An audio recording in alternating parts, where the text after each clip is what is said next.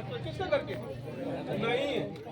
इसका मतलब यहाँ शिक्षा का स्तर बिल्कुल नीचे है, शिक्षित नहीं है। रायबरेली जनपद से 2-3 किलोमीटर की दूरी है और यहाँ शिक्षा नहीं है।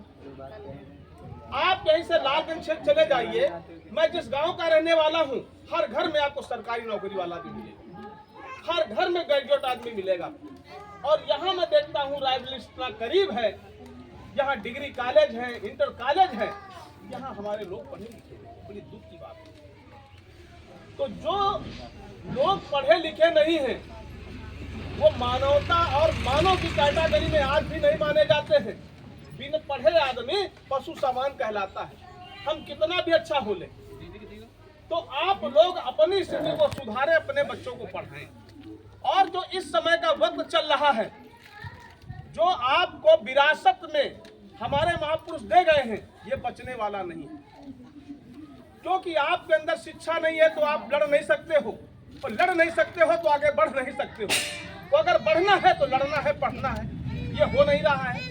माताएं बहनें भी मस्त हैं। अरे आपकी जिम्मेदारी है, शहर में आदमी अपने बच्चे के साथ सुबह 4 बजे से लगता है और रात के 10 बजे तक लगा रहता है कि हमारा बच्चा उठा है तो उसको नहलाना है, धुलाना है, उसको स्कूल ले जाना है, होमवर्क कराना है। तब उसका बच्चा यहाँ क्या है, या आप सुबह उठते हैं, बच्चों पे ध्यान नहीं है कि बच्चा कहाँ जा रहा है, गोली खेल रहा है कि कौड़ी खेल रहा है। आपने उठाया खुरपी और खेत में चले गए, तो जो तुम्हारा खेत है वो तो हरा भरा हो सकता है, तुम्हें कुछ मिल सकता है, मगर जो तुम्हारी शौक है कि गाड़ी में घूमे, कार में घूमे, वो तुम्हारी शौकें पूरी नहीं होंगी। जो 4-4 मंजिल के मकान बने हैं, वो तुम्हारी शौक पूरी नहीं होगी। जो घुमावदार कुर्सी में बैठने की शौक है लोगों की, वो पूरा नहीं होगा। जो अच्छे अच्छे कपड़े पहनने का शौक है, ये भी आने वाले समय में पूरा नहीं होगा, क्योंकि आप पढ़े लिखे नहीं हैं। अगर आप पढ़े लिखे नहीं हैं, विकास की धारा से आप नहीं। क्यों ऐसा? चाहे आप देखते हैं 4 पहिया की गाड़ी से लोग आते हैं तो आपके अंदर हौसला नहीं होता कि मेरे घर में हो, मेरे घर में 4 पहिया हो, 2 पहिया हो। क्यों नहीं सोचते आप लोग? जब आदमी सपना देखता है तभी उसको साकार करता है। जब आप सपना ही नहीं देखोगे तो क्या साकार करोगे सपने?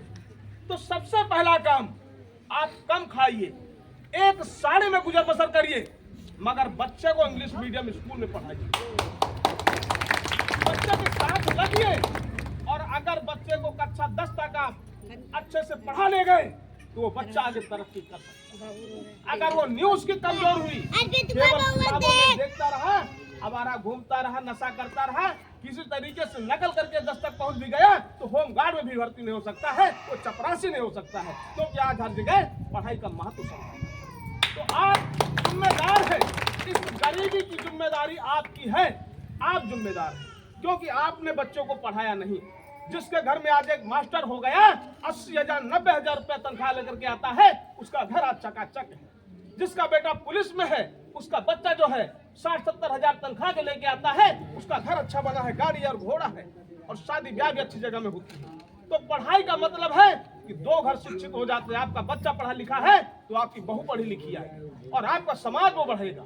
मगर अगर आपका बच्चा पढ़ा लिखा नहीं है तो आप कहीं बढ़ नहीं सकते हो, लड़ नहीं सकते हो, आप विकसित नहीं हो सकते। दूसरी चीज, आज जो देश दुनिया की हालात हैं, आप जिस तरीके से बीच में बढ़ गए, आपकी कुछ सरकारों में भागीदारी पहुंच गई, आपके लोग नौकरी पा गए, तो आपका समाज मजबूत हुआ तो थोड़ा सा आप मजबूत हो गए। अगर आप मजबूत हो गए, उनकी आंखों में गड़ने लगे। और एक SIR जो चल रहा था, आपका वोट का अधिकार धीरे धीरे वो काट रहे हैं, खत्म कर रहे हैं। और अगर आपके पास वोट अधिकार नहीं होगा तो आने वाले समय में आपके पास भारत की नागरिकता नहीं होगी, आपकी नागरिकता खत्म कर देंगे। और जब नागरिकता खत्म कर देंगे तो आपको डाल देंगे, न आपको शिक्षा का अधिकार होगा, न आपको धन रखने का अधिकार होगा, न आपको अच्छे कपड़े पहनने का अधिकार होगा। आप एक दासी नौकरानी की तरह डिटेंशन जनरल में होंगे और वो आपसे काम कराएंगे, उल्टे सीधे काम कराएंगे। तो आप क्या चाहते हैं कि आप लोग धन रखने का अधिकार, कपड़े पहनने का अधिकार, पढ़ने का अधिकार आपका छीना जाए? नहीं चाहते हैं। तो जो भी वोट, अभी भी फार्म 6 नंबर भरे जा रहे हैं, बच्चों के फार्म भरवाइए। जिसका नाम नहीं है, लिस्टों में BLO के पास जाइए, अपना नाम देखिए और अपनी वोटर लिस्ट में अपना नाम बढ़वाइए। अगर ऐसा नहीं करते हैं तो आपका अधिकार खत्म हो जाएगा, आप पढ़ नहीं पाएंगे। बाबा साहब आपको बहुत कुछ दे गए, आप विरासत में बचा नहीं पाएंगे।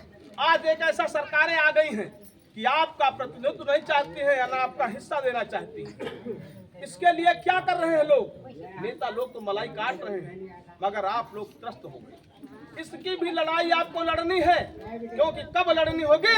जब आपका समाज मजबूत होगा। और अगर आप अकेले अकेले एक दूसरे के खुरपैच करते रहे, एक दूसरे के कंधे से कंधा मिला के नहीं खड़े हो गए, तो आने वाले समय तुमको मार करके गिरा देंगे एक एक करके, और कोई सामने नहीं आएगा, आपको नस्ता नाबूद कर देंगे। वो ऐसी स्कीम चला रहे हैं। अभी तो स्कीम चला रहे जातियों में, कहें ये ओबीसी का संगठन है, एससी का संगठन है, सामान्य का संगठन है।